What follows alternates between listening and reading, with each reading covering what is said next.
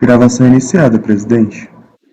Conselheiros, dando continuidade à sessão do dia 8, na parte da manhã, esgotamos a pauta da parte da manhã do dia 8, então vamos resgatar o dia 6, na parte a partir do número 25, deixa eu só confirmar aqui o turno, para a gente, do dia 6 na parte da manhã, tá? Nós estamos resgatando a sessão do dia 6 na parte da manhã, a partir do número 25, de relatoria da conselheira Viviane, é o TPK, Terraplanagem Interessado, o recorrente é a Fazenda Nacional, ok? Doutora Viviane, quando a senhora estiver pronta, a gente inicia. Bom dia a todos. Então, o recurso especial aqui da Fazenda, ter posto em face do acórdão 1402-00311, processo, no caso, refere-se aos autos de infração PJ Social PIS/COFINS, referência no calendário de 2001 e 2002, lavrados em face de constatação de omissão de rendimentos, depósitos bancários não escriturados, e insuficiência de recolhimento de tributação reflexa de contribuição PIS/COFINS, decorrente da presunção de omissão.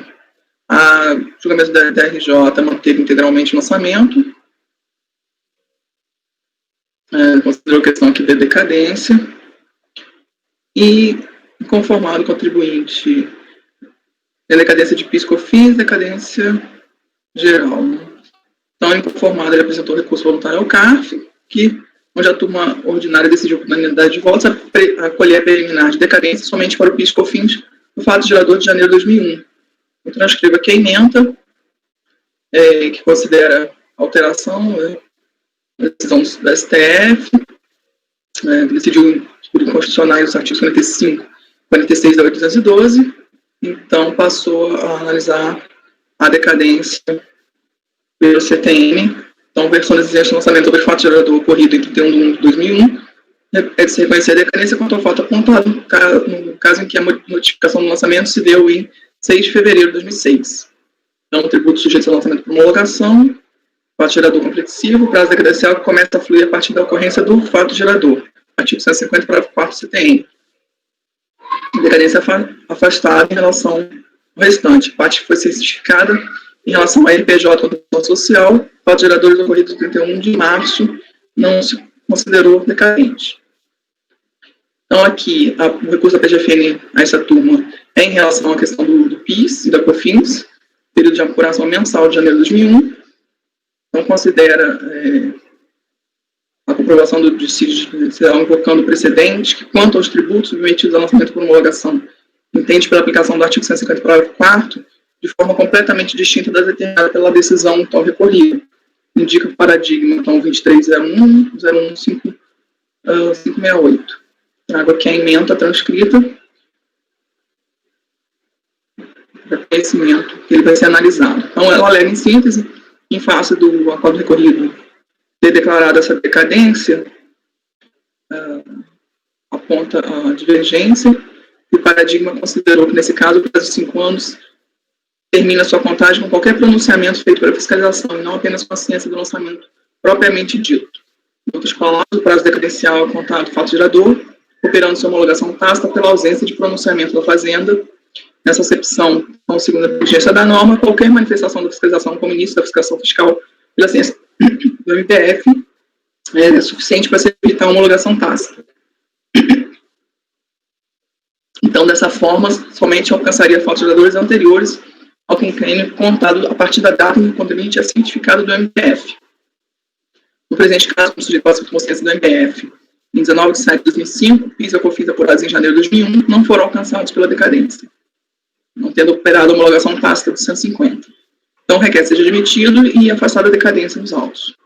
Parte recorrida cientificada apresentou contra-razões do recurso apenas em caráter genérico. Então, aqui, no conhecimento, trago a fundamentação do ICARF. O recurso do PGFN foi admitido pelo espaço do presidente da Câmara recorrida. A admissibilidade foi questionada indiretamente pelo contribuinte pela falta de similitude fática, como se deduz as contrarrazões a partir da seguinte afirmativa. A decisão apresentada como paradigma foi adotada por parte daquela turma em outro contexto legal, que não guarda qualquer relação com a matéria neste trazido à baila, portanto não aplicável ao caso em comento. Então, diante disso, há que se averiguar a efetiva divergência entre as decisões contrapostas, Primeiro, transcreve o excerto relevante do despacho de admissibilidade, aqui que admitiu. Então, considerou que, examinando o paradigma, verifica que está entendimento de que a sequencial tem o desacordo deslocado para o artigo 150, para os casos de lançamento por homologação em que haja pagamento antecipado. Então, vale esclarecer que esse é o entendimento constante da decisão do STJ, um repetitivo. O acordo recorrido por seu turno vem considerar que a recorrida inconstitucionalidade dos artigos 45 e 46 da 812, versão do sobre lançamento, a exigência do lançamento sobre o fato gerador ocorrido em 30 de janeiro, é de se reconhecer dessa decadência, então, quanto ao fato, no caso, notificado em fevereiro de 2006. O acordo recorrido assim se manifestou. Então, o fato gerador é um marco inicial do prazo decadencial, nas hipóteses que o aspecto temporal será de forma mensal, como é o caso dos autos, observados os fundamentos, o prazo decadencial começa a fluir a partir do primeiro dia do mês seguinte ou da ocorrência do fato gerador. Para os que consideram a existência de pagamento como fato relevante para fixar o marco do prazo decadencial, no caso concreto, mesmo para estes, por ter ocorrido o pagamento no período analisado, crédito tributário relativo ao PIS e COFINS, referente ao mês de janeiro de 2001, quando do lançamento, em fevereiro de 2006, já se encontrava extinto pela decadência. O acordo paradigma, então, traz a seguinte emenda, lendo os textos destacados aqui.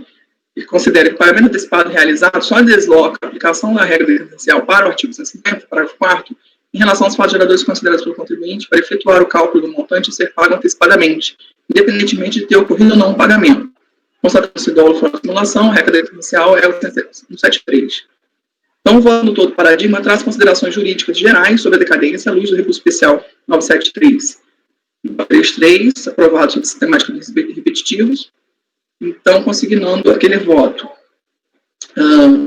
E faz aqui uma abordagem, extraindo do julgado acima, transcrito da STJ, além de afastar a aplicação cumulativa do 150 com o artigo 173, que inclui a cobra da decadência nos casos de tributos sujeitos ao lançamento com homologação somente será aquele da data do fato gerador quando o contribuinte tiver realizado o pagamento antecipado. Nos demais casos deve ser aplicado o dispositivo do artigo 173, apesar de contribuir para clarificar, aqui vou dar destaque a qualquer pergunta, questão, o que não interessa no momento é qualquer pagamento feito pelo contribuinte relativo ao tributo no período analisado desloca a regra do desacordo da decadência 173 para o 150 parágrafo 4º. Nossa resposta é não. O pagamento antecipado só desloca a aplicação da regra para o 150 em relação aos fatos geradores considerados pelo contribuinte para efetuar o cálculo do montante a ser pago antecipadamente. Fatos são considerados no cálculo, fatos não considerados no cálculo, seja por omissão dolosa ou culposa, se identificados pelo fisco durante o procedimento fiscal que antecede o lançamento, permanecem com o desacordo do prazo decadencial regido por 173.1. Vai dizer que a aplicação da regra decadencial do artigo 150, quarto, refere-se aos aspectos materiais dos fatos geradores admitidos pelo contribuinte. Afinal, não se homologa, não se confirma que não existiu. Mas, após isso, ele analisa o caso concreto, e a contribuinte, após ser excluída do simples, foi flagrada em omissão de rendimento, de recolhimento de contribuições previdenciais retidas, e bem como constatadas omissões em algumas GFIP. Então, agiu de forma intencional em relação à questão da retenção e não recolhimento. E ele separa. Quanto às omissões, é fácil concluir que tudo quanto foi admitido não fez parte da atividade do sujeito passivo que precedeu ao pagamento antecipado, não havendo nessa parte como homologar. Ou seja, a falta de recolhimento do tributo não decorreu de divergência na interpretação da legislação sobre aspectos dos fatos geradores considerados pelo sujeito passivo que estariam aguardando a homologação do fisco, mas decorreu de omissão culposa ou dolosa. Somente a ação do fisco, por meio do lançamento de ofício, permitiu que os fatos geradores omitidos fossem atingidos pela tributação. Então, portanto, seja pela ocorrência de dolo quanto aos valores retidos ou não recolhidos, ou quanto à omissão das GFIPs, temos que a regra essencial aplicada é a do artigo 731. Certo? O paradigma defende o entendimento que, sendo tributo sujeito ao lançamento por homologação, haveria, de certa forma, uma aplicação concorrente de ambos os prazos previstos no artigo 150, parágrafo 4º, no 731 do CTN, na medida que dá alcance maior à expressão pronunciamento incerto no artigo 150, parágrafo 4º. Então, confira os trechos relevantes que respaldam essa conclusão. Ele cita que o 150, parágrafo 4º, que se tenha expirado esse prazo sem que a Fazenda Pública se tenha pronunciado e considera-se homologado o lançamento. Notando que o texto legal refere-se à homologação tácita por parte da Fazenda, considera-se homologada a expressão utilizada no caso de expirado prazo de 5 anos, do fato gerador sem que o fisco se tenha pronunciado. A interpretação mais comum desse texto conclui que o pronunciamento que se refere ao dispositivo deve ser entendido como uma homologação expressa ou a conclusão do lançamento de ofício com a ciência do sujeito passivo. Discordamos, e ele traz a questão da interpretação do verbo pronunciar, considera que a Fazenda Pública inicia a fiscalização sobre o tributo no período que se está manifestando, então se pronunciando no sentido de que irá realizar a atividade prevista no artigo 142 do CTN. Então, conclui que, iniciada a fiscalização, a decadência em relação a todos os geradores ainda não atingidos pela homologação tácita passa a ser submetida à regra geral do 173.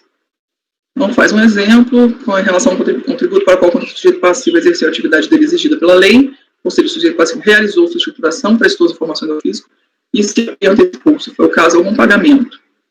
Nesse caso, teria ocorrido a homologação tácita em relação aos fatos geradores ocorridos, entretanto. Os fatos geradores ocorridos depois dessa data poderão ser objeto de lançamento de ofício válido, desde que seja cientificado o sujeito passivo antes de transcorrido o prazo previsto no artigo 731. Porém, diante do ponto destacado pelo paradigma, que se traz à lume a particularidade do pagamento antecipado a atrair a regra 150 para o quarto, compreende-se que não foi esse o ponto destacado pelo recorrente a fim de apontar uma divergência. Mesmo porque, se fosse esse ponto relevante, os referidos acordos seriam convergentes e não divergentes, na medida em que o pagamento antecipado foi atestado também pelo acordo recorrido. E se fosse esse mesmo ponto de divergência, então a consequência lógica seria o seu não conhecimento por falta de interesse, utilidade recursal. Eu transcrevo agora o trecho do recurso especial que demonstra que qual real ponto citado pelo PGFN como apto a produzir a divergência após destacar o parágrafo 4º, artigo 150. Da leitura da regra, então, percebe que o prazo decadencial é contra do fato gerador, operando sua homologação tácita pela ausência de pronunciamento da Fazenda Pública, na acepção do termo segundo a inteligência da ordem, pela qualquer manifestação da fiscalização como início da ação fiscal para a ciência, pela ciência do MPF, ao sujeito passivo, é suficiente para se evitar a homologação tácita. Nessa ordem de ideias, decadência somente alcança os fatos geradores anteriores ao convênio contada a partir da data em que o contribuinte é cientificado do MPF.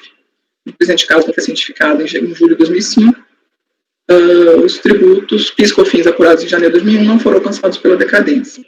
Em relação a isso, não se opera a homologação tácita do 150. Então, assim, diante de um caso de omissão de receitas, o acordo paradigma interpretando o 150 para o fato do julgamento, à luz do julgamento repetido do STJ, concluiu de forma a considerar que o início da fase de fiscalização equivale ao pronunciamento que impede a homologação tácita do tributo apurado declarado independente do pagamento. O julgado recorrido, de outro lado, considerou à luz do mesmo artigo 150 que o prazo decadencial começa a fluir a partir do primeiro dia do mês seguinte ao da ocorrência do fato gerador para os tributos e contribuições sujeitos à homologação, ressaltando que, ademais, no caso dos autos, havia pagamento no período analisado. Então, uma ressalva final merece registro.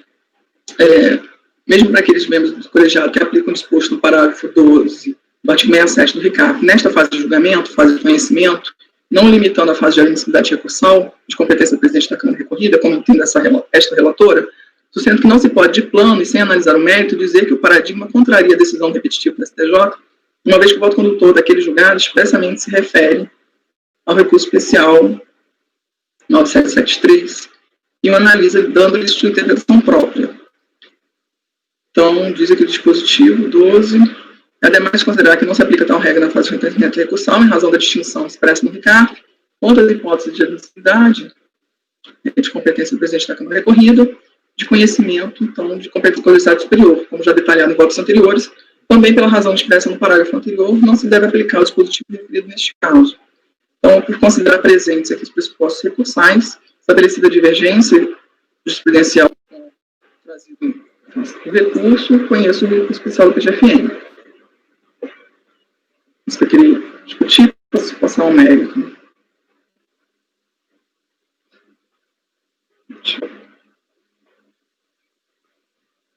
Então, passando ao mérito, uma vez identificado o litígio, cabe ao colegiado apreciar e decidir qual marco para a contagem do prazo decadencial que está sujeito o ato administrativo de constituição de ofício do PIS e da COFINS, contribuições sociais sujeitas ao lançamento por homologação nos termos do artigo 150 CAP CTN. Eu trago aqui o repetitivo, né? Com destaque que os casos que a lei não prevê o pagamento antecipado contra a previsão legal mesmo não ocorre, sem constatação do dolo. Deve ser registrado, então, o artigo 62 do RICAF, que determina a aplicação das decisões definitivas proferidas pelo STJ, no sistemático repetitivo. Então, a tese defendida no paradigma merece todo respeito, todavia não parece encontrar eco na jurisprudência consolidada do CARF sobre a interpretação do recurso repetitivo da STJ, considerando seu efeito vinculante no âmbito do Tribunal Administrativo. É que a tese de que o início da fiscalização atraria o desacordo da contagem com devida vênia acaba por ficar em desacordo com o cerne daquele julgamento, justamente buscou em sua discussão principal desconstruir o prazo decenal sob a forma da tese dos 5+5, que seria a combinação cumulativa, né, dos prazos previstos nos artigos 150, parágrafo 4 e 731 do CTN. Isso, inclusive, ficou refletido na emenda daquele julgado, a aplicação cumulativa dos prazos previstos nos artigos 150, parágrafo 4 e 731 do CTN, impossibilidade. Então, traz o julgado vinculante referido o entendimento de que o prazo decadencial quinquenal para o fisco constitui o crédito tributário quando sido o primeiro dia do exercício seguinte, aquele que o lançamento poderia ter sido efetuado, nos casos que a lei não prevê o pagamento antecipado, indenização, ou quando a desfeita da previsão legal mesmo não ocorre, sem a constatação de dolo ou fraude de simulação do contribuinte. Ao contrário do senso, quando ocorre o pagamento de tributo e contribuição, sujeito ao lançamento por homologação, deve incidir a regra do artigo 150, afastado nessa hipótese a contagem sob a forma do artigo 731, números do CTN. Então, nesse caso, segundo decorre do entendimento jurisprudencial prevalente, quando ocorre o pagamento antecipado, o prazo conta-se da data da ocorrência do fato gerador, consoante expressa previsão legal. Eu destaco aqui o parágrafo 4, 150, a contar da ocorrência do fato gerador. No caso dos autos, a constatação do pagamento é inquestionável, como registrado no acordo recorrido. Ele considera já relatado por ter ocorrido o pagamento no período analisado, foi reconhecido, então, a decadência, e assim, a conclusão final da acordo recorrido está de acordo com a interpretação do recurso repetitivo da STJ no âmbito do CARF, não considero que não merece reforma. Então, no sentido, voto de conhecer e negar o provimento do recurso da PGFN. É o voto. Ok. Conselheira Edeli.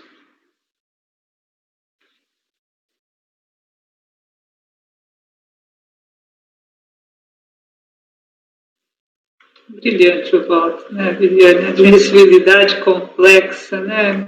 Coisa impressionante esse paradigma, impressionante. Ele deu 173 para a parte não declarada, ele deslocou o início da contagem, ele colocou o início do procedimento fiscal como interruptivo da contagem do prazo decadencial, e ainda assim declarou decaída a parte da exigência, ainda assim não conseguiu salvar todo o lançamento, mas a única coisa que eu só vou votar pelas conclusões, porque eu acho que essa tese da interrupção do início, ela não é afastada pelo RESP 19733. Até estava procurando o texto aqui para ver se porque o próprio ministro Fux adotava esse entendimento que está no livro de decadência de Eurico, né, o termo de início como interruptivo da contagem do prazo 173. Então, eu só não vou fazer essa extensão, só por isso eu vou votar pelas conclusões, mas com todos os elogios aqui a essa densa admissibilidade para compreender qual que é o dissídio efetivamente posto. Parabéns. A relatora pelas conclusões. Ok. Conselheira Lívia, como vota? É engraçado que o paradigma, ele também traz aquela regra que, salvo engano, é adotada pelo Toselli, que o pagamento só atrai quando aquele valor é especificamente pago. E eu falei, nossa, mas o recurso podia estar baseado aí, e aí ele talvez trouxesse uma tese. Só que a Fazenda foi por um outro, foi para a fiscalização. Assim, até achei que tinha algum erro na própria admissibilidade, fui olhar o despacho, fui olhar o que a Fazenda, não é possível, com base em um paradigma desse, uma tese dessa, ele veio só com esse par, mas o fato é que o recurso está baseado exclusivamente na questão da fiscalização disso, a fiscalização atrair, então, com a relatora integralmente no conhecimento e no mérito também pelas conclusões, por ter uma visão diferente da questão da decadência, né, e não sou tão estreita a pagamento, então só para não deixar ruído também, pelas conclusões do mérito. Ok, conselheira Amélia, como vota? Eu também acompanho a relatora no mérito pelas conclusões. Conselheiro Fernando, como vota? Presidente, também acompanha a relatora no mérito pelas conclusões. Conselheiro Toselli, como vota? Eu acompanho, presidente. Conselheiro Caio, como vota? Acompanho, presidente. Eu também acompanho a relatora. Então, ficamos conhecidos por unanimidade, negado provimento por unanimidade pelas conclusões Edeli, Lívia, Amélia e Fernando. Então, acredito que não há necessidade... Oi, Viviane, fala. Acho que só para esclarecer que as conclusões são no mérito, né? Não no conhecimento. Eu botei conhecido por unanimidade. Eu falei isso? Que no mérito tem unanimidade também. Conhecido por unanimidade no mérito. Foi negado o provimento por unanimidade pelas conclusões de Beli, Lívia, Amélia e Fernando. Tá? Diante dos 4, né, não há necessidade, eu acredito, de incluir o fundamento, mas qual seria o fundamento só para, de repente, a gente ter uma... a questão do pagamento? O meu eu falei, né? O meu é exclusivamente, como o caso aqui havia pagamento, em relação à parte que eu normalmente divido da Viviane, nisso eu não fiz ressalva. Eu só fiz ressalva exclusivamente ao alcance. Então é diferente, tá, ok. É diferente até do posicionamento da Lívia, da Amélia e do Fernando. Perfeito, obrigada. Então vamos dar continuidade no item 26, que é de minha relatoria, recorrente à Fazenda Nacional, interessada da atição.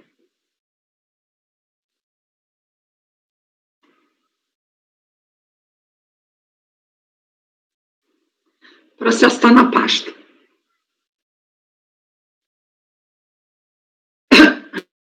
Desculpa.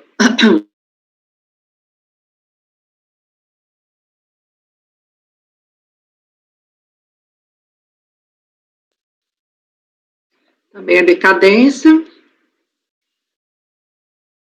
Fazenda Nacional recorre a este colegiado por meio do recurso especial contra o acórdão 1201-00525, proferido pela primeira turma ordinária da segunda Câmara, da primeira sessão do CARF, em sessão de julgamento realizada em 29 de junho de 2011, pelo qual a turma, por maioria, deu parcial provimento ao recurso do sujeito passivo, declarando a decadência dos lançamentos relativos aos fatos geradores de IRPJ e CSLL ocorridos no segundo trimestre de 2002 e de PIS e COFINS do mês de julho de 2002. A decisão tem a ementa que eu abaixo transcrevi.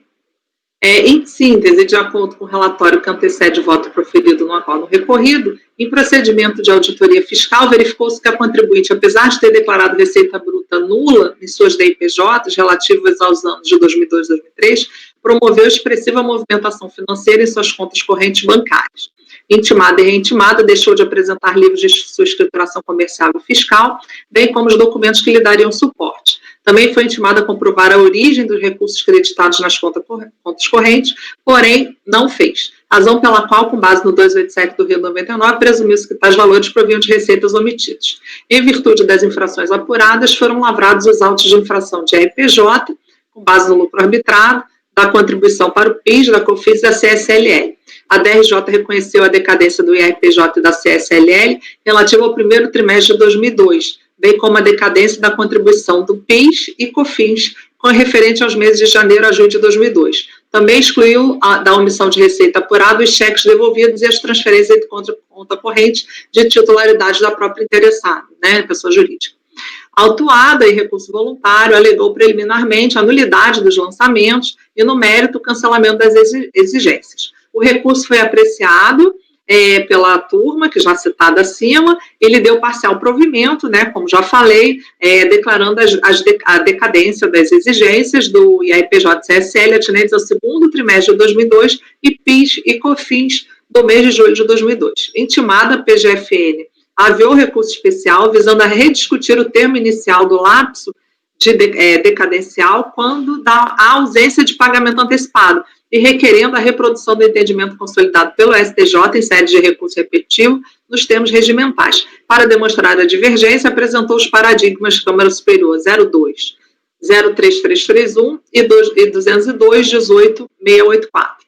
Ao detalhar os fundamentos para a reforma do acórdão, a Fazenda advoga que, no presente caso, não superou o lançamento por homologação quanto aos fatos geradores de RPJ e CSLL relativos ao segundo trimestre de 2002, nem o de PIS e COFINS relativos ao mês de julho de 2002, pois, de acordo com a prova dos autos, a contribuinte não antecipou qualquer pagamento do tributo desse período, razão pela qual procedeu ao lançamento de ofício com o SPEC no artigo 1731 do CTN.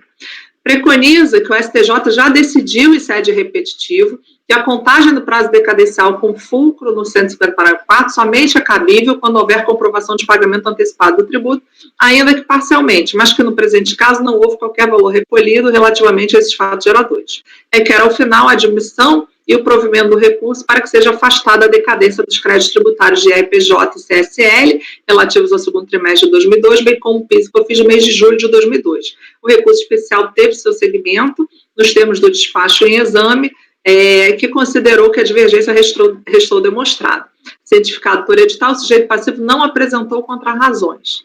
Então, conheço do recurso, né, o colegiado, pelo despacho de admissibilidade. O colegiado da COA declarou a decadência dos lançamentos do IRPJ e CSLL para os fatos geradores ocorridos no segundo trimestre de 2002 e de PIS e COFINS do mês de julho de 2002, por considerar que a contagem do prazo rege pelo 150, parágrafo 4º do CTN, independentemente de haver ou não recolhimentos antecipados. A recorrente aduz, em caso, deveria ter sido aplicada a regra do 173.1, em face da ausência de pagamento. No prazo decadencial, o prazo decadencial para lançamento de tributos, enquanto disciplinado no CTN, como regra geral no artigo 173, e é de 5 anos, contado no primeiro dia do exercício seguinte. A Fazenda traz como paradigmas, eu já citei, né, repeti, como exceção a essa regra do CTN, dispôs o artigo 150, parágrafo 4º, que diz que o lançamento por homologação ocorre quanto aos tributos, cuja legislação atribua ao sujeito passivo o dever de antecipar o pagamento sem prévio exame da autoridade. Parágrafo 4, se a lei não fixar prazo, a homologação será ele de 5 anos a contar da ocorrência do fato gerador. O STJ já manifestou, né, a doutora Viviane já colocou aí o recurso no processo anterior, então está aqui, também transcrevo, aqui deixa eu tirar esses extremos aqui, apesar de estar no original. Bom, aí transcrevi. Assim, para que seja aplicada a regra da contagem de prazo decadencial prevista no 150, parágrafo 4º, é necessário que o sujeito passivo tenha, de fato, efetuado a apuração e pagamento antecipado do tributo. Nesse contexto, a atividade de homologação da Fazenda Pública deve incidir sobre o pagamento efetuado, não sendo possível a incidência da norma nos casos em que o sujeito passivo não apura o tributo devido e nos casos em que, apesar de apurar, não efetua qualquer pagamento correspondente. Nesse sentido, o pagamento, enquanto modalidade de extinção do crédito, configura-se imprescindível para a antecipação da contagem do prazo decadencial nos moldes de 150, parágrafo 4º. Assim, quando não há apuração de tributo devido, ou quando há apuração, mas não há pagamento antecipado, ao menos que em parte, né, do tributo, se aplica a regra do prazo decadencial de 173.1. No que estabelece o 63, parágrafo 2, as decisões definitivas de mérito proferidas pelo STF e STJ, devem ser observadas, né, e reproduzidas, foi o que eu fiz. Aplicando-se o referido entendimento manifestado no STJ no caso concreto, diante da absoluta falta de pagamento antecipado de qualquer dos tributos, ora analisados, aplica-se a regra, então, do 173.1, isto é, prazo decadencial inicia-se no primeiro dia do exercício seguinte, aquele que o lançamento poderia ter sido efetuado. No caso do IRPJ da CSLL, tratando-se de apuração trimestral relativamente ao fato gerador ocorrido no segundo trimestre de 2002, o lançamento poderia ter sido efetuado a partir de 1 de julho de 2002. Já o primeiro dia do exercício seguinte, que poderia ter sido efetuado, é 1 de 1 de 2003, de forma que o prazo decadencial se extinguiu em 31 de 12 de 2007. O mesmo raciocínio deve ser aplicado às contribuições do PIS e da COFINS, cujos fatos geradores ocorreram em julho de 2002. O resultado é o mesmo. O lançamento poderia ter sido efetuado até 31 de 12 de 2007. Como os autos de infração foram cientificados, o contribuinte em 10 de 8 de 2007, é de se concluir que o lançamento de RPJ e CSL do segundo trimestre, bem como do PIS e COFINS do mês de julho de 2002, não foram alcançados pelo prazo decadencial. Então, aí eu conheci em parte o recurso, porque eu afastei a decadência, mas entendo que deve retornar, porque não foi a questão, não houve análise de mérito, foi declarada decadência direto e a turma COR não apreciou, então entendo que deva voltar. Esse é o meu voto.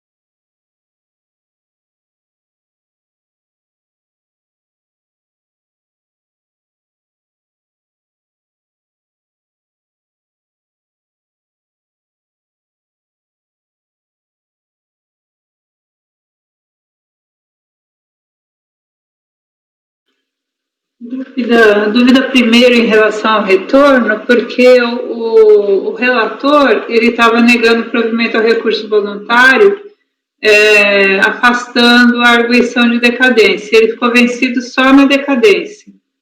Mas, quer dizer, como ele aplicava o mesmo entendimento do seu voto, ele afastou a arguição de decadência e examinou todo o recurso voluntário. E por isso ele negou o provimento. Aí o voto vencedor vem para cancelar só essa parcela de julho e do segundo trimestre de 2002 pela decadência. Está me parecendo que não tem argumento de recurso voluntário que deixou de ser apreciado. Eu, assim, na minha opinião, como houve a questão da decadência, eu realmente fiquei com a dúvida.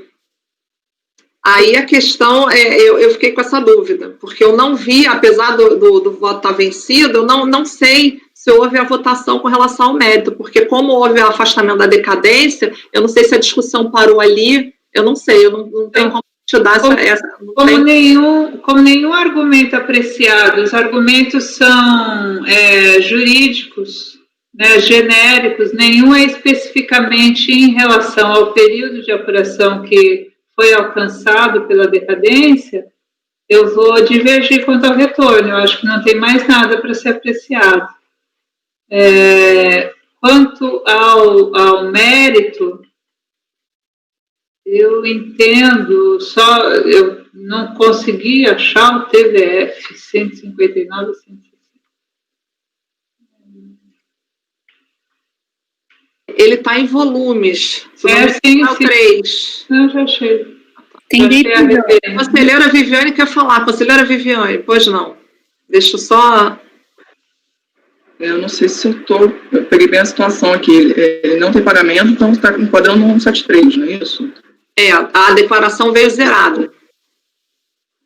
Então, a questão da contagem do primeiro dia do exercício seguinte, nós já fizemos esse julgamento aqui, considerando o exercício como exercício civil. Nessa contagem do 1º de janeiro, em relação aos tributos. Eu tive essa dúvida. Nós temos julgamento aqui, de volta meu, eu estou tentando recuperar.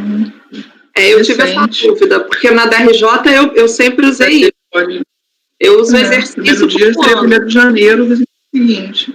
Então, foi o que eu fiz. Exercício seguinte, o 1 de 2003, foi o que eu botei. Começar a contar 1 de 2003. Pode falar, Edeli. Era isso que eu ia colocar, né? Segundo trimestre de 2002, pode lançar em 2002, começa a contar de 1 de 2003. Foi exatamente isso que eu fiz. Como eu penso, vem da DRJ com esse entendimento. Aí dá 3, 4, 5, 6, 7 até 31 de 12 de 2007. Exatamente. O voto da DRJ é muito confuso quanto à contagem. Eu perdi tempo tentando entender que regra de decadência que eles aplicaram. Mas aí, essa aí não, eles não aplicaram nem 173 nem 150 da DRJ, então não deu para entender o que aconteceu. Ainda bem que não teve recurso de ofício. Mas em relação a essa outra parcela, e aí eu concordo com a aplicação do 173, porque a DIPJ está zerada, foi feito arbitramento de lucros, e nesse caso entendo que é 173. Então, acompanho, só divido no retorno. Ok. Conselheira Viviane, pode falar. Então, só para esclarecer, desculpa, a confusão foi minha mesmo. Eu estava lendo julho aqui, mas a contagem da relatora está certa para janeiro, então o final é dezembro. Tá ok. Desculpa. Ok, então, ok. Diverjo no retorno. Beleza. Conselheira Lívia, como vota? Eu divijo no mérito, porque teve a apresentação de DPJ, zerada, mas teve, então considero a apresentação de declaração mesmo nesse caso como a traidora da decadência. Vamos votar o retorno separado ou não? Não voto o retorno.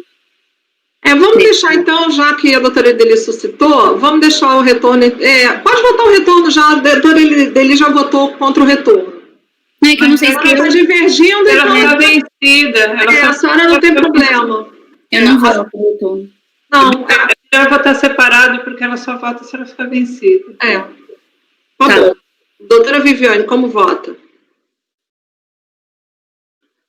Acompanho a relatora. A questão do retorno, então, não se manifesta agora, vai votar depois, né? Tá bom. Doutora Amélia, como vota? Eu acompanho a divergência. Doutor Fernando, como vota? Acompanho a relatora.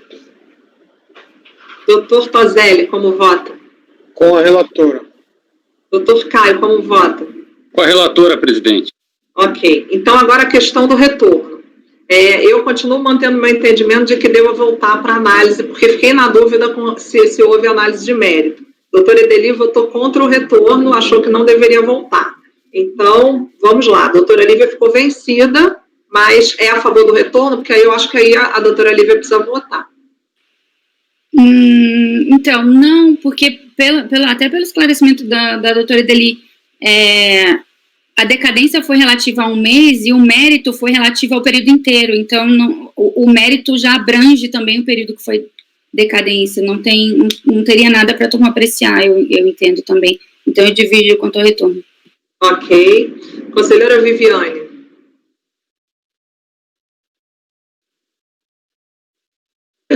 Oi, sem o retorno. Ok. Conselheira. Oi.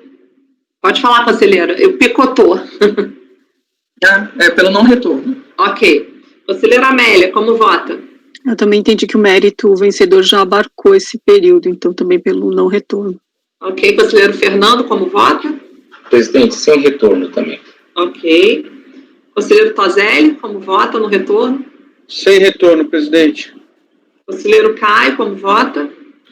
Eu vou acompanhar a relatora porque eu entendo que muitas vezes, ainda que o mérito tenha sido abordado, podem existir peculiaridades que, ainda que não expressa no voto, toda vez que é dado provimento a uma prejudicial, ainda que abordado o mérito de outra forma, poderiam ter peculiaridades específicas àqueles fatos abordados pela decadência que ficariam eventualmente prejudicados. E, na minha opinião, precisaria de uma manifestação expressa do colegiado exatamente sobre o mérito dessas ocorrências que antes, então, teriam sido fulminadas pela decadência. Então, eu vou com a relatora. Ok. Conselheira Edeli, pode falar. Então, eu também tenho essa visão do Caio. Nesse caso específico, para mim só é diferente porque o relator ficou vencido, então já tenho o voto dele apreciando todo o mérito. Então, nessa circunstância específica, eu acho que não tem necessidade de retorno. Doutor Caio, por favor, pode falar. Entendo, mas por cautela, eu acho que se a gente vai ter uma manifestação expressa jurisdicional, eu acho que traria mais garantia à solução do litígio. Eu fiquei na dúvida também. Doutora Lívia. Só colocar que o pedido da Fazenda foi afastar a decadência. Se a gente decidir que tem retorno, se esse pedido seria integral. Eu dei provimento parcial. Meu voto é dar provimento parcial, tá? Parcial. Sem retorno. Aí da divergência, a maioria é dar provimento. Entendi. Mas aí vai ter que ter um voto vencedor no retorno, pelo que eu estou vendo aqui. Então, vamos lá. É conhecido por unanimidade e dar provimento por maioria, vencida a relatora, que entendeu deva retornar para análise da turma Có, acompanhada pelo doutor Caio. Bom, doutora Edeli, a senhora pode fazer esse voto do retorno? Tá. Eu só acho que o seu voto era por dar provimento parcial. O meu é. E aí, eu que criei a confusão a partir do seu voto. Então, eu neguei provimento. A Lívia e a Amélia me acompanharam. Não, você deu provimento. Você deu provimento, que é a resposta da Fazenda. Eu te acompanhei, eu dei provimento. Então, eu divergi de você para dar provimento e a Lívia para dar provimento integral e a Lívia e a Amélia negaram provimento. A Lívia e a Amélia negaram provimento, perfeito. Porque se a gente tratar nesse âmbito, vão ter as 3 teses, precisa contar. Tá, então vamos lá. Por isso que eu trago o retorno separado. Uhum. Porque aí no mérito é assim, aí quanto ao retorno... Retorno é a consequência. Na verdade, o retorno é uma consequência. Mas está dentro do pedido. Não, a Procuradoria não pediu. Não, então, e por isso que você não deu provimento total. Isso, foi parcial. Então, ele acaba integrando a decisão quanto ao pedido. Você dá provimento parcial e eu dou provimento integral. Tá, então vamos lá. É conhecido por unanimidade e dar provimento por maioria, tá certo? Vencidas Lívia e Amélia, que negaram provimento, a relatora, que deu provimento parcial, acompanhado do Dr. Caio, não é isso? E o voto vencedor, conselheira Edeli, certo? Muito bem. Então, passamos agora para o 27, de relatoria da conselheira Edeli, recorrente Fazenda Nacional, interessada é Danone.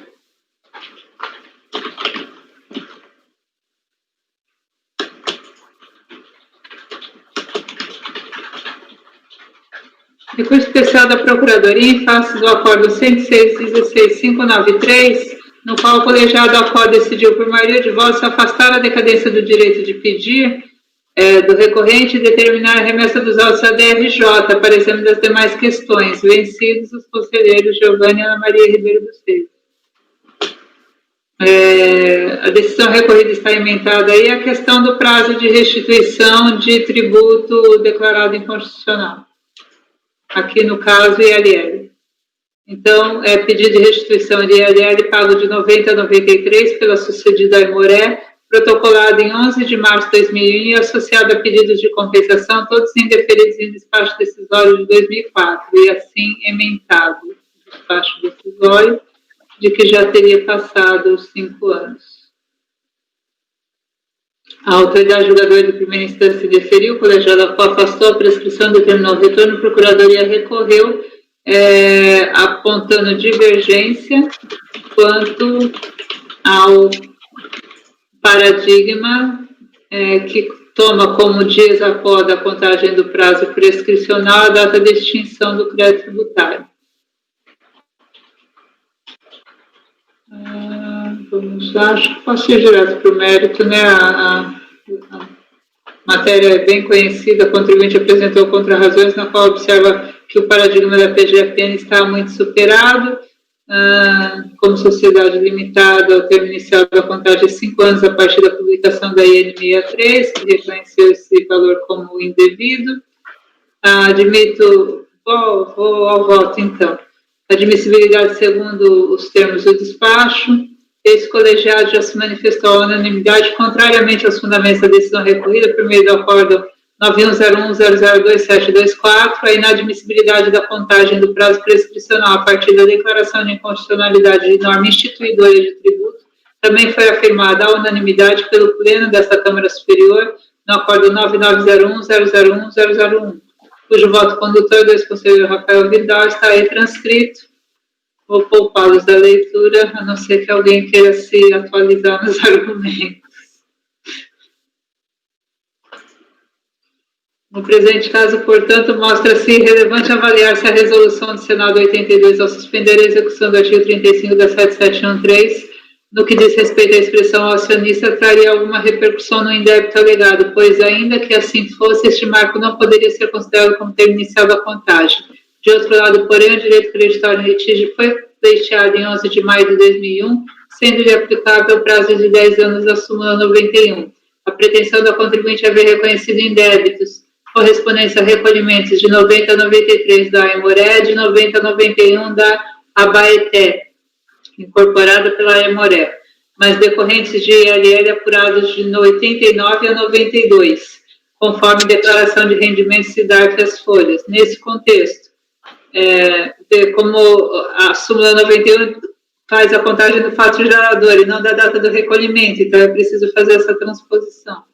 Nesse contexto, em 11 de maio de 2001, já estavam prescritos os pagamentos correspondentes aos períodos base de 89 e 90, cujos fatos geradores ocorreram em 31 de 2 de 89 e 31 de 12 de 90, e motivaram os recolhimentos de 30 de abril de 90 a 30 de abril de 91 na incorporada Aimoré, para a incorporada Aimoré como para a Abaeté.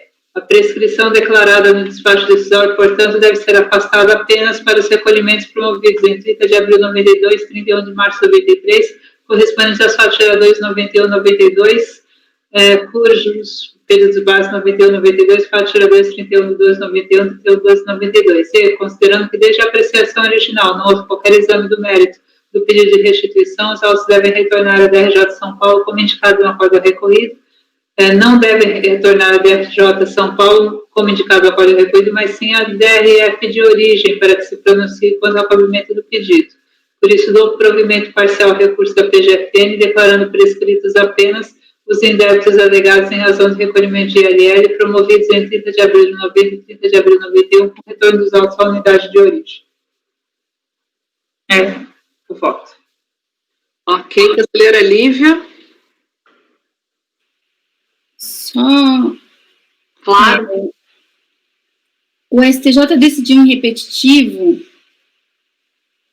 a declaração. Eu estou tentando fazer as duas coisas ao mesmo tempo, então não sei se isso está no voto, tá, Edeli? Peraí.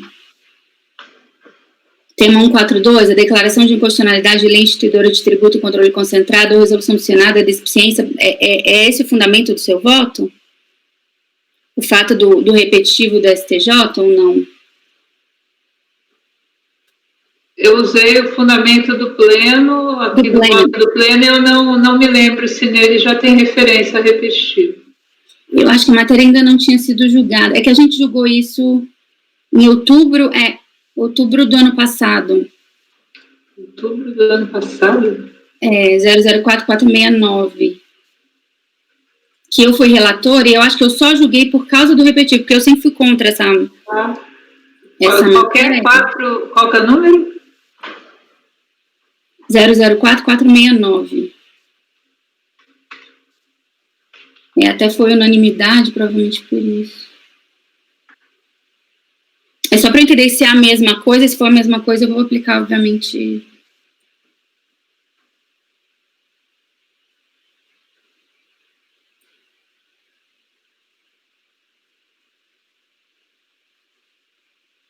É a mesma coisa. Tá. Aqui existe a IN, né? Então tem aquela discussão se é IN ou se é resolução do Senado, se a contagem se dá pela IN ou pela resolução do Senado, mas imagino que os fundamentos do repetitivo alcancem mais que isso. Uhum. Como está nesse voto aqui, e eu até coloco que teve uma guinada na jurisprudência, até 2004 não era assim, e o STJ mudou o entendimento, acabou que isso foi afetado em repetitivo, por vinculação pelo regimento interno, eu sou obrigada a seguir repetitivo do STJ, e por isso eu julgo desse jeito, mas com a ressalva a famosa frase, a ressalva do meu entendimento pessoal em contrário. Então, acho que só por isso eu vou pelas conclusões. Conselheira Edeli, pode falar. Eu vou fazer a referência ao voto, mas ainda assim vão caber suas conclusões por causa da ressalva de entendimento. Só vou noticiar que nós julgamos depois do repetitivo. Então. Ok. Conselheira Viviane, como vota? Oi, relator. Conselheira Amélia, como vota? Microfone. Com a relatora. Conselheiro Fernando, como vota? Com a relatora, presidente. Conselheiro Tozelli, como vota? Acompanho, presidente. Conselheiro Caio, como vota? Com a relatora. Eu também. Então, foi conhecido por unanimidade. Dá provimento parcial por unanimidade. Doutora Lívia, pelas conclusões, né? E ao retorno, né? Dá provimento parcial com retorno à DRE. Ok? Então, vamos para o 28 da pauta, da minha relatoria, Agrobras de Botucatu, o recorrente interessado é Fazenda Nacional. Está na pasta.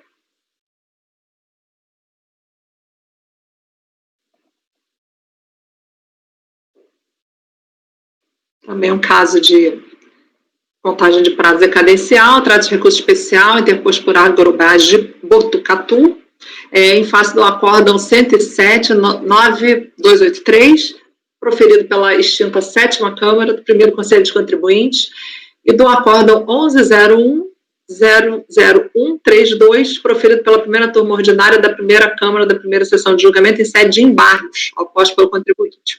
O acórdão 107.9283, por meio do qual foi negado o recurso voluntário ao contribuinte, apresenta a seguinte emenda. Aí eu transcrevo. Aí o acórdão 01001132, por sua vez, acolheu e proveu parcialmente os embargos de declaração, sem efeitos infringentes, e apresenta a emenda que eu também transcrevo. No recurso especial, na parte em que é admitido pelos despachos de admissibilidade, de reexame de admissibilidade, o contribuinte argui a existência de divergência em relação a duas matérias. Decadência, com base no 150, parágrafo 4º, apresentando como paradigmas divergências a qual é 105, 15, 402 e 1102001080. E a aplicação da taxa Selic sobre a multa de ofício, que aí temos como paradigma do 02001094 e 3403002918. Com relação à primeira divergência, decadência, a recorrente argumenta que questionou nos embargos declaratórios ao acórdão 107.9283 a não aplicação do artigo, se a não aplicação do 150, parágrafo 4 teria sido motivada pela falta de informações do contribuinte ou por não ter procedido ao recolhimento de qualquer valor, sendo que no acórdão de final 1132 tampouco teria esclarecido a questão. Em face dessa matéria, apresentou, então, paradigmas em que, no primeiro, acórdão 105, 15, 402, restou afirmado ser necessária a ocorrência de dolo, fraude ou simulação para que possa haver o deslocamento do prazo decadencial previsto para 1731 do CTN. E no segundo, 1102001080, afastou-se a existência de dolo e assentou-se, então, que, tendo ficado assentado na discussão a existência de pagamento antecipado, aplica-se a regra do 150, parágrafo 4º, contando-se o prazo fatal de 5 anos a partir do fato gerador. A Procuradoria apresentou contrarrazões ao recurso, argumentando que o recurso não deveria ser conhecido, uma vez que seu objeto seria a rediscussão do conjunto probatório e, subsidiariamente, que no mérito ele fosse negado provimento por contrariar a jurisprudência do CAF e também do STJ.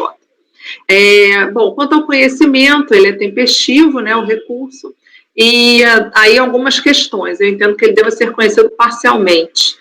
Quanto ao juros de mora, nós temos a súmula, né?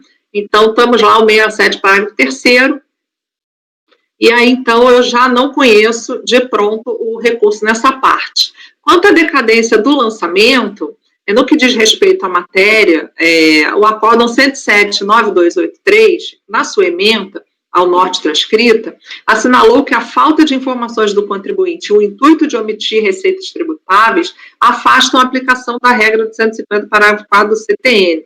No voto condutor da referida decisão, colhem-se as seguintes observações. Aí eu transcrevo aqui também. A parte sublinhada, tendo a recorrente omitido receitas tributáveis no período, fazendo transitar os recursos em conta corrente dos sócios, não se está diante da hipótese de homologação expressa de lançamento voluntário do contribuinte. Não tendo o contribuinte informado a ocorrência dos fatos geradores e procedido ao recolhimento de qualquer valor, não se aplica a regra do 150, parágrafo 4º, sendo, no caso, regulada a decadência pelo 173.1. Do exposto, verifica-se que no recorrido sustentou o deslocamento da decadência do 150, parágrafo 4 para o 173.1, por ter omitido a ocorrência dos fatos geradores e por não ter procedido ao recolhimento de qualquer valor.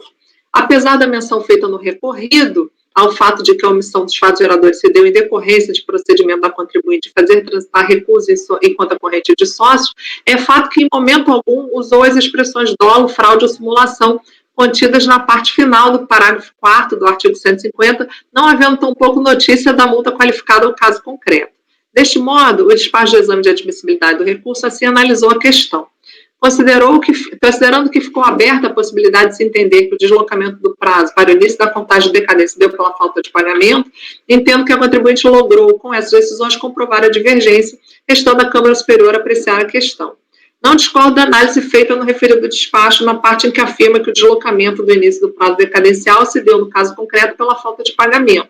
Mas peço vênia para divergir, ao menos em parte, com relação à afirmativa de que o contribuinte teria logrado, com as decisões paradigmáticas, comprovar a divergência. No caso, entendo que a decisão contida no 105.15.402 traz no seu bojo a divergência e sustenta a posição manejada no recurso especial do contribuinte, tendo em conta o fato de que o decurso do prazo decadencial pelo artigo 150, parágrafo 4º, desloca-se o marco para o 1731 do mesmo diploma legal apenas nos casos de dolo, fraude ou simulação. Quanto ao segundo paradigma, entendo também que a divergência aqui está caracterizada, pois a aplicação da regra do 150, parágrafo 4º, restou assentada no caso de existência de pagamento antecipado. Ora, no caso dos autos, a situação fática constatada é justamente o fato de que deve ser contado no 1731, prazo decadencial, quando ainda existe o pagamento antecipado. Não tendo o contribuinte informado a ocorrência dos fatos geradores e procedido ao recolhimento de qualquer valor, não se aplica a regra do 150, parágrafo 4º, sendo, no caso, regulada a decadência do direito de lançar pelo preceito estampado 173.1.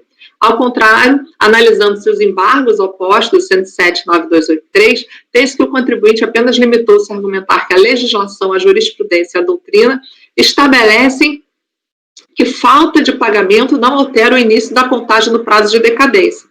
E o recurso especial, por sua vez, nada cresceu em sentido diverso, de modo que a inexistência de pagamento, no caso dos autos, torna-se um fato inconteste. Caracterizada, portanto, a divergência para efeitos de contagem do prazo decadencial, dependendo se há ou não pagamento antecipado neste caso concreto. Nesse sentido, conheço parcialmente do recurso especial apresentado pelo contribuinte no que tange à decadência. Então, eu só conheci em relação a um paradigma. Então, não sei se vocês querem fazer essa votação antes, para a gente partir para o mérito. Posso ir? Então, eu vou. Diferentemente do que argumenta a recorrente, a ausência de pagamento altera, sim, o início da contagem do prazo de decadência. É bastante vasta a existência de súmulas já aprovadas pelo CARF, nas quais se faz expressa menção a diversas hipóteses específicas que são aceitas como formas de comprovação de pagamento antecipado, exatamente para fins de atrair a aplicação do 150, parágrafo 4º. Então, temos a súmula 99, temos a súmula 123, temos a súmula 135, temos a súmula 138. Assim, ainda que nenhuma das súmulas acima transcritas diga expressamente é possível delas se extrair a interpretação, a contrário senso, que na ausência de pagamento antecipado, deve ser aplicada a regra decadencial de 173.1, exatamente como faz a decisão recorrida. Este é o caso dos autos, pois ainda existe recolhimento capaz de suportar o início do prazo decadencial para o 150, parágrafo 4º. Por seu turno, o Ministério se faz trazer à colação um pequeno trecho do acórdão recorrido.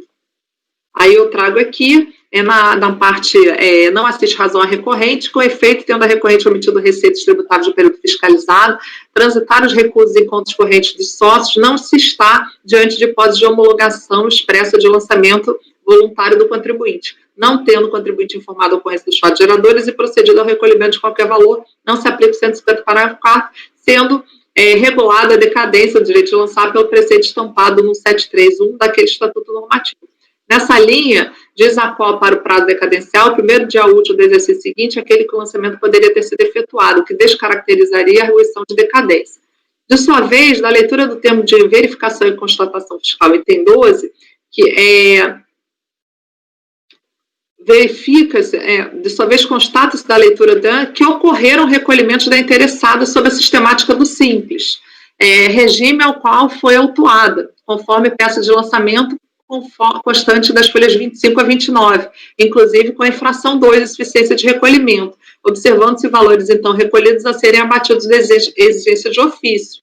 Então, no item 12 lá do TVF, trata-se de empresas de pequeno porte, com termo de opção pelo Simples, recepcionado em 27/3/97, com base nas informações prestadas à Receita, verificou-se que os recolhimentos dos tributos e contribuições pelo regime do Simples, desde janeiro de 98 a janeiro de 2003, não se detectando falta ou insuficiência de recolhimento de acordo com as declarações apresentadas, exceto com relação ao período de apuração de 31/12/2002, em que foi apurada a base de cálculo de 62.691,75 e imposto contribuição de 4.200 mediante a alíquota de 6,70, cujo vencimento da obrigação se deu em 10/1/2003, e ainda se encontra pendente de recolhimento.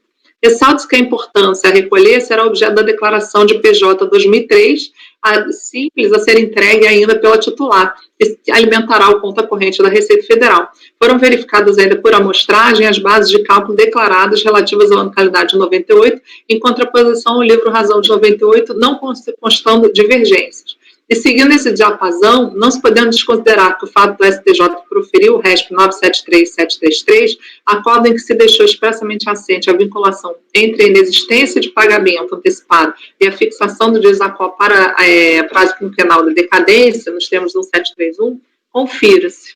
Deixa eu só ajeitar isso aqui. Tá, depois eu ajeito, vou deixar marcado aqui amarelo. Aí eu trago aqui de novo o acordo do STJ. No caso analisado, contrário senso, quando há recolhimentos, a contagem do prazo deve ser prevista no 150, parágrafo 4º. Então, a princípio, eu vi recolhimento. Na verdade, suscita-se a dúvida do recolhimento, mas eu, olhando o TVF, eu vi recolhimento. Então, como eu vi recolhimento, eu entendi que era do 150, parágrafo 4º, porque, para mim, basta ver recolhimento. Não precisa estar exatamente o recolhimento efetivo. Então, nesse caso aqui, eu entendi que deveria dar provimento ao recurso.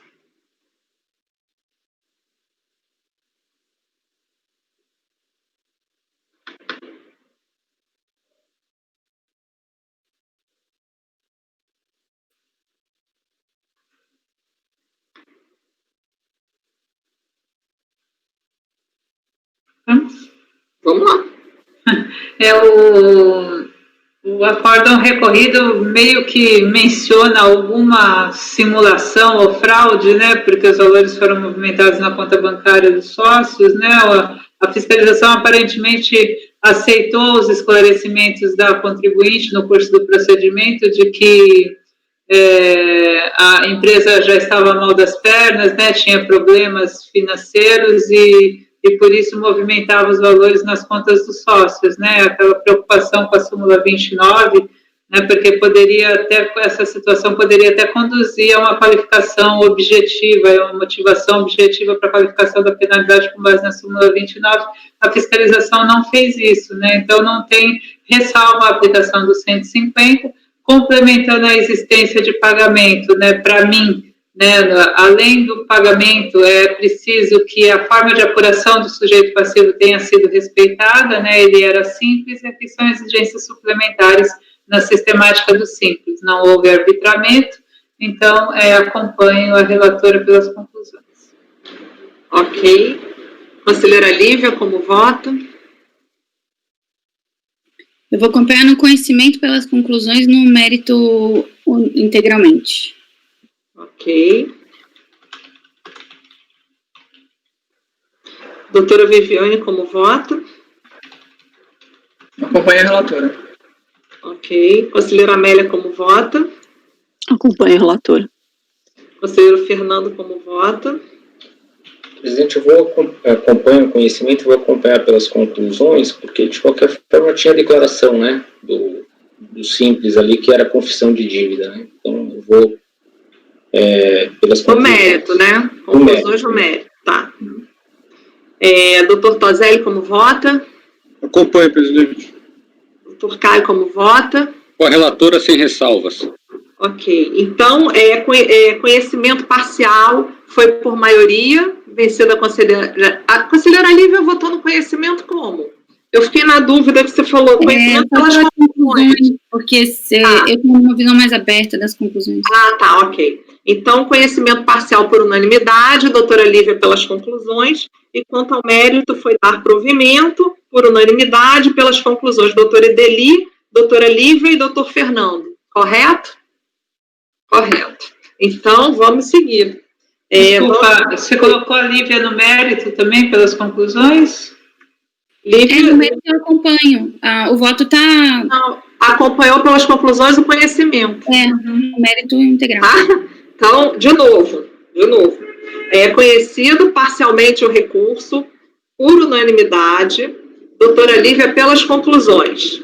No mérito, foi dado provimento, por unanimidade, pelas conclusões. Doutora Edeli, doutor Fernando, acho que foi isso, certo? Perfeito? Então, vamos para o número 29, doutor Caio. Fazenda Nacional Recorrente, F da Silva Araújo Adega, número 29. Obrigado, presidente. O processo já está na pasta, eu vou passar o relatório. Trata-se de recurso especial interposto pela Procuradoria-Geral da Fazenda Nacional contra o acórdão 1202, final 270, proferido pela segunda ordinária da segunda Câmara da primeira sessão em 6 de abril de 2010, que deu provimento ao recurso voluntário apresentado pela contribuinte, reconhecendo a ocorrência da decadência da exigência da multa por atraso na entrega da declaração simplificada das pessoas jurídicas optantes pelo Simples Federal. Em resumo, a contenda tem como objeto a de infração referente à imposição de multa no atraso da DSC, DSPJ, do ano calendário de 98.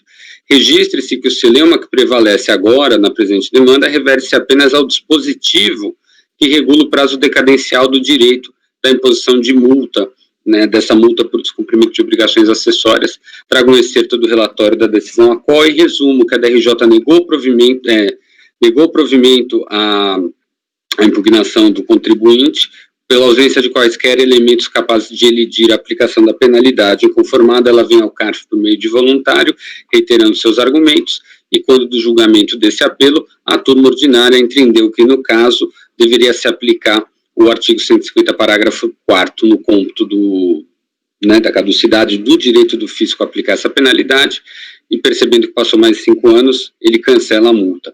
Intimada, a Fazenda não apresenta embargos e opõe o recurso especial ora sobre processamento e julgamento, defendendo a aplicação do artigo 173, inciso 1º, para o cômputo da decadência das multas por atraso na entrega de declaração. Processado, o apelo da Fazenda foi integralmente admitido por meio do despacho de folhas.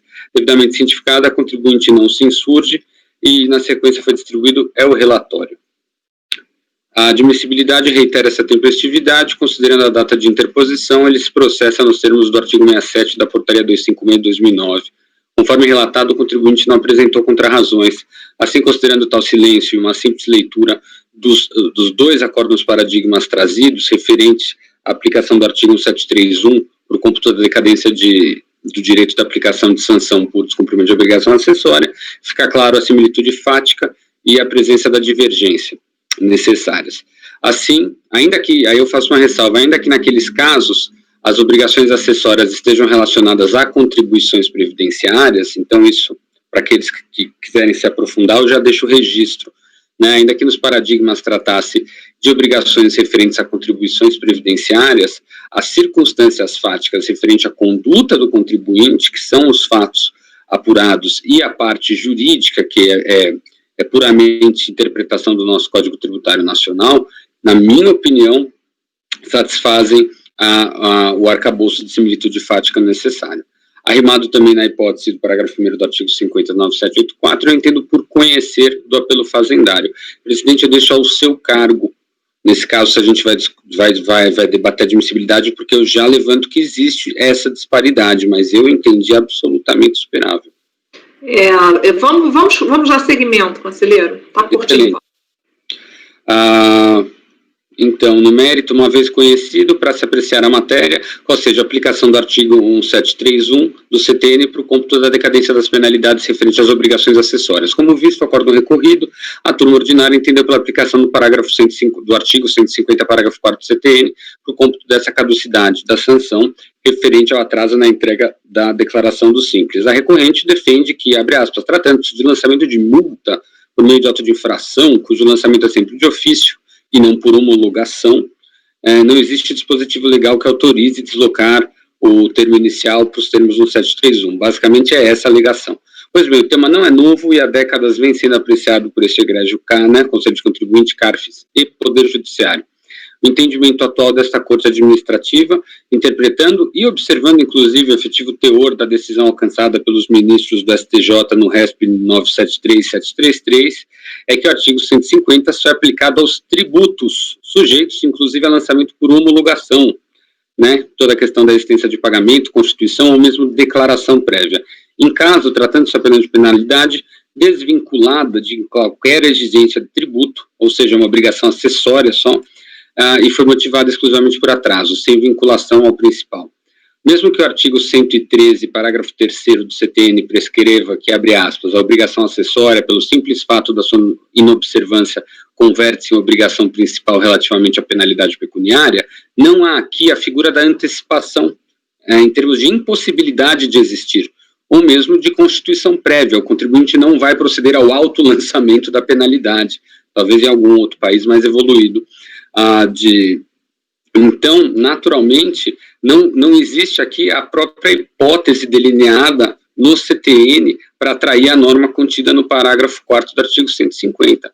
Desse modo, a constituição do crédito tributário, que é decorrente de simples multa por descumprimento de obrigação acessória, tem prazo decadencial regido pela hipótese geral do artigo 173, inciso 1º. Nessa esteira, ilustrando a posição jurisprudencial desse tribunal administrativo, eu trago um acórdão relativamente recente sobre o tema, de relatoria do conselheiro Leonan Rocha de Medeiros, muito interessante, que ele faz toda essa ponderação e conclui, ao final, pela aplicação do artigo 173.1. Assim, concluo que o prazo decadencial realmente teve início apenas em 1º/1/99, de modo que a lavratura da autuação, que deu margem à presente contenda, ainda em 18/10/4, denota a inocorrência da decadência, devendo ser reformado o acórdão 120200-270. Diante do exposto, eu voto por conhecer e dar provimento ao especial fazendário, reformando o acórdão recorrido para manter a autuação combatida. Aí agora eu fiquei na dúvida, eu peço até perdão, mas como sendo colegiado, se existiam outras alegações, né, se eventualmente a gente teria que mandar retornar. Então acho que enquanto vocês votam, eu vou dar uma olhada no voluntário. Ok, doutor Caio. Doutora Edeli? Tá com F8. Quero saber cadê a súmula, Caio. Pois é, né? Pois é, assunto polêmico. Assunto polêmico. Às vezes a gente se opõe, né? E às vezes a gente se arrepende das oposições. O relator.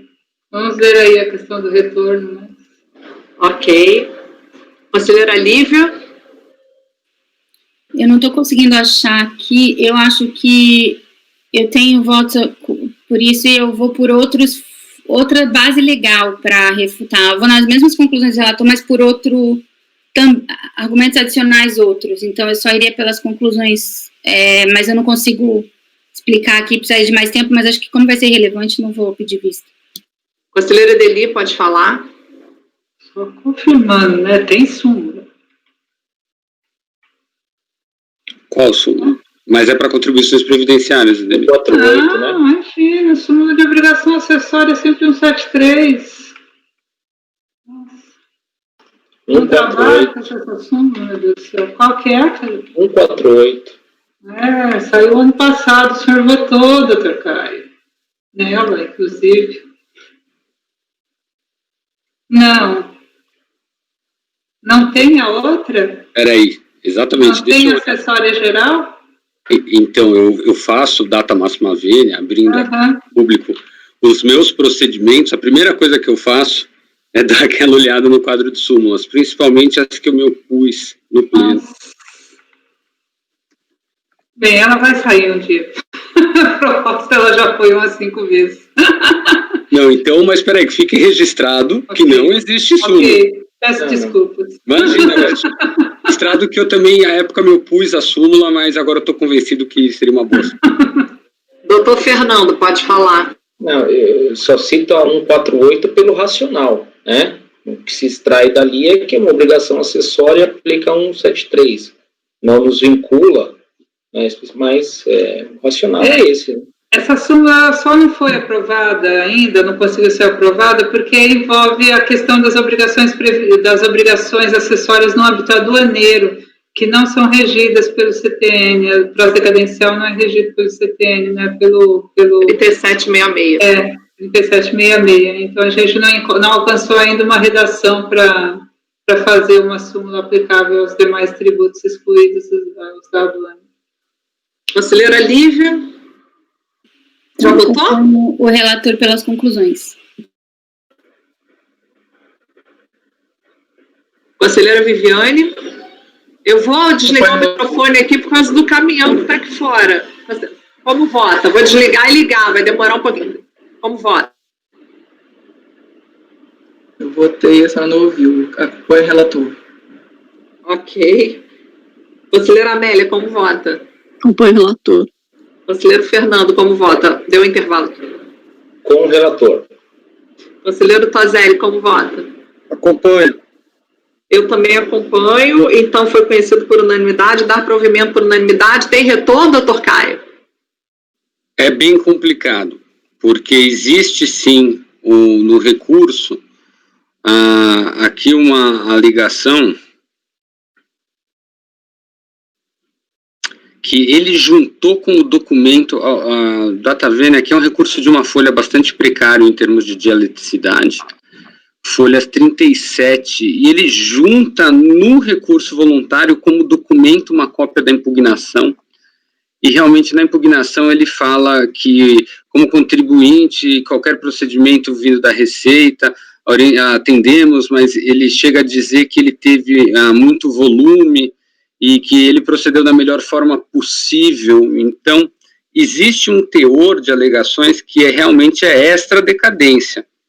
Então, ainda que a minha tentação fosse fazer um juízo aqui de cognição, eu acho que quem tem que fazer esse juízo de que se há dialeticidade ou não bastante é a turma ordinária, presidente. Então, vai ser necessário retorno na minha posição. Então, sua posição é dar provimento parcial. É dar provimento parcial, realmente, fazendo a perto só a reforma. Perfeito. Então, doutora Edeli, como vota nesse sentido? Com o relator. Doutora Lívia? Contra retorno com o relator. Doutora Viviane?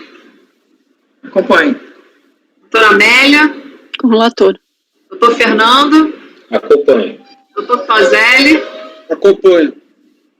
Bom, eu também. Então, com retorno, então, conhecido por unanimidade, dar provimento parcial por unanimidade com retorno colegiado à prova, ok? Lívia, conclusões. A doutora Lívia pelas conclusões, perfeito.